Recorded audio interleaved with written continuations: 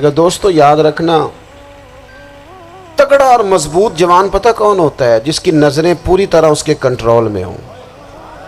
یہ علامت جوانی ہے۔ جس آدمی کا پوری طرح، دو لوگ دنیا میں کبھی کوئی کارنامہ سر انجام نہیں دے سکتے، ایک جو حرام کھاتا ہو، ایک جس کی نظر ناپاک ہو۔ محمد بن قاسم جب یہاں آئے تھے نا، تو ایک دن بڑے پریشان تھے، تو ایک بزرگ کہنے لگے آپ کیوں پریشان ہیں؟ کہنے لگے راجہ دہر سے مقابلہ ہے اور ہماری فوج تو سندھ کے رستے بھی نہیں جانتی، زبان بھی نہیں جانتی، لڑیں گے کیسے؟ دو چار دن کے بعد ان بزرگوں کی دوبارہ محمد بن قاسم سے ملاقات ہوئی تو بڑے خوش تھے۔ کہا اب آپ کیوں خوش ہیں؟ کہنے لگے وہ میرا مقابلہ نہیں کر سکتا، میں نے تحقیق کر لی ہے۔ کہا کیوں؟ کہنے لگے نظر کا گندہ ہے، اور جو نظر کے گندے ہوتے ہیں وہ میدانوں میں ٹھہرا نہیں کرتے۔ میدان کے لیے نکلنے کے لیے پاک جوانی کی ضرورت ہوتی، تطہیر مزاج ہونا ضروری ہوتا ہے، پاکیزہ افکار اور سچی اور سچی ستھری سوچوں کا ہونا ضروری ہوتا ہے۔ اس لیے فرمایا کہ میرا مقابلہ نہیں کر سکتا۔ حضرت عبداللہ ابن حذافہ کمرے میں تھے، تو وزیر کی بیٹی اندر سجی سنوری پہنچ گئی۔ جیسے ہی آپ نے اس کفر کی چال کو دیکھا تو تیمم کر کے نفل شروع کیے۔ وہ ساری رات بیٹھی رہی، رب کا بندہ ساری رات عبادت کرتا رہا۔ عبادت بڑا سہارا ہے، مصلی بڑا سہارا ہے اللہ کے بندوں۔ صبح دروازہ کھولا، وزیر نے اپنی بچی سے پوچھنا چاہتا تھا رزلٹ کیا نکلا، تو وہ کہنے لگی پیچھے ہٹ جا، اب تیرا میرا تعلق کوئی نہیں، میں نے نبی پاک کا کلمہ پڑھ لیا۔ اس نے کہا میں نے بھی زمانہ دیکھا ہے، پر یہ کیا لوگ ہیں، کستوری کے بنے ہوئے، سندل سے دھلے ہوئے، کہ میں ساری رات کمرے میں رہی اور 100 اور 1000 آدمی جس جوان کا مقابلہ نہ کر سکے، اتنا طاقتور جوان کمرے میں رہا اور اس نے نظر اٹھا کے نہ دیکھا۔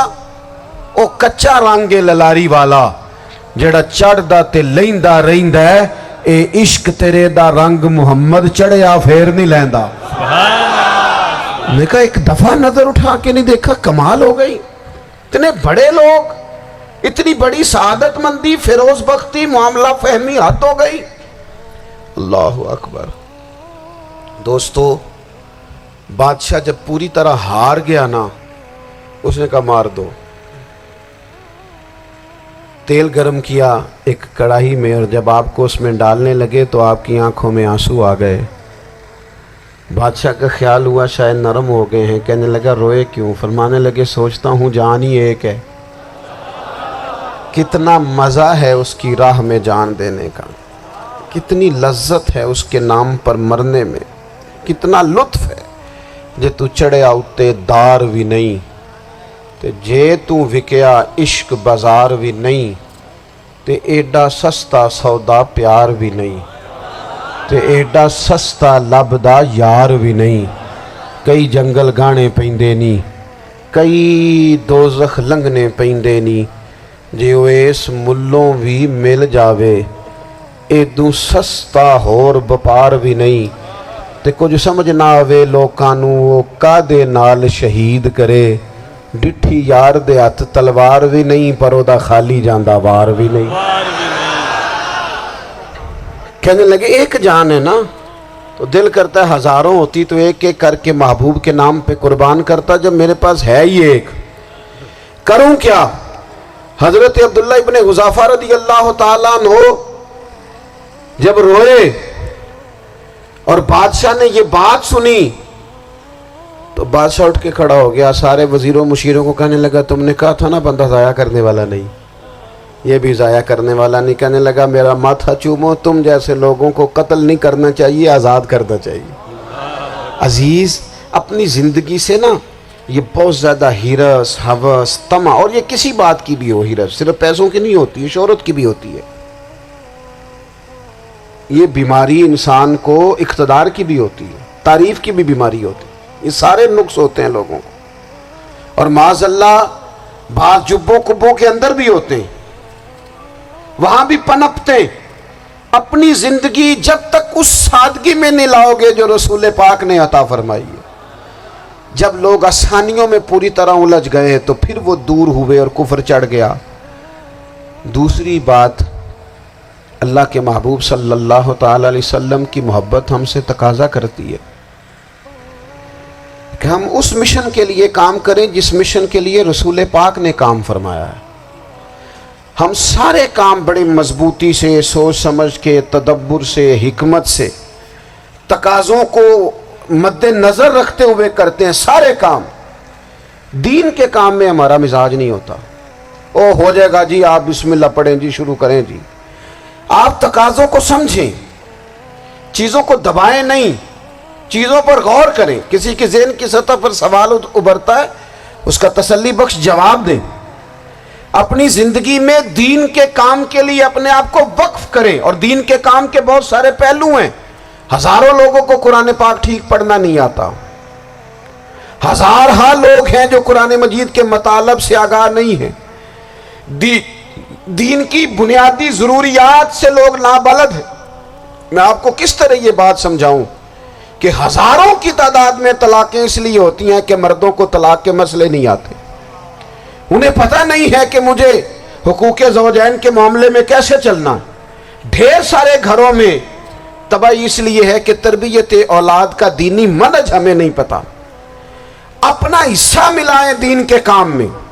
ایک آدمی کو اگر تو نمازی کرنے میں کامیاب ہو گیا، تیری زندگی بدل گئی۔ وہ دین بیزار لوگ جو ہمارے بیچ بیٹھ کے ہماری نوجوان نسل کو پگڑی اور داڑھی کا نام لے کے بنیادی طور پر دین سے دور کرتے، ایسے نوجوانوں کو دین کا پیغام محبت دے کر دین کے قریب کرنا ہماری ڈیوٹیوں کا حصہ ہے۔ ہمیں ذمہ داری کا احساس کرنا پڑے گا، ہمیں یہ خاص قدم اٹھانا پڑے گا، توجہ دینی پڑے گی۔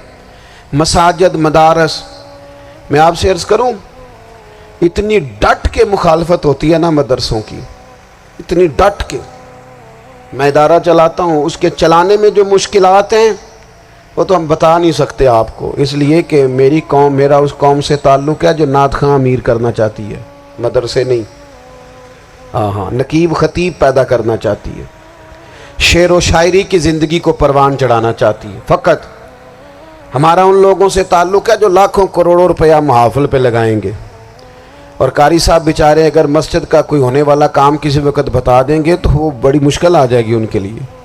یہ کیسے ہو سکتا ہے، آپ نے یہ ڈیوٹی بتا دی۔ مدارس، اور جتنا اہم رول دین کو پھیلانے میں مدارس اسلامیہ کا ہے، اتنی زبردست، لوگوں کا خیال ہوتا ہے میری طرح کے لوگ شاید کام کرتے ہیں، ڈیوٹی کرتے ہیں۔ یہ 10-15 لوگ آپ کو نظر آتے ہیں جو آپ کو کہیں میڈیا پر یا ادھر ادھر ڈیوٹی کرتے، مخلص لوگ اپنی جگہ پہ، وہ بھی بڑا ہی کام کر رہے ہیں، جو میڈیا پہ آ کے بھی اخلاص سے اور درد دل سے کو دین کی، ان کی بھی کسی بات کی حوصلہ شکنی نہیں۔ لیکن ہزارہ اساتذہ جو مدارس میں بیٹھ کے پڑھاتے ہیں، جنہوں نے وہ سارے لوگ تیار، آپ سمجھ نہیں سکتے کتنا بڑا کام۔ حفظ کا استاد جو ہوتا ہے نا، اس کی ڈیوٹی 24 گھنٹے ہوتی ہے، فجر سے پہلے، اور اس نے بچوں کو اٹھانا۔ تنخواہ تو ہم انہیں دینا نہیں نہ چاہتے جی، تنخواہ نہیں دی انہوں نے، ہمیں مولوی امیر نہ ہو جانا۔ مولوی نو تے سوٹ بھی 27ویں والی رات دے عیدہ ہے تاکہ کدھر سوان کے عید والے دن پا نہ لوے، چونکہ 27ویں تو بعد تے درزی پھڑتا ہی کوئی نہیں، کیوں حضرت؟ ایسے ہی ہے نا، اس وقت تو نہیں نہ لیتا۔ تو ہم چاہتے ہیں مولوی ہماری مرضی کے ہماری طرح کا سوٹ نہ پہن لے۔ مدارس کی مضبوطی، آپ یہ دیکھ لیں، یہ صلاح الدین ایوبی کا تعلق بھلا کس چیز سے تھا؟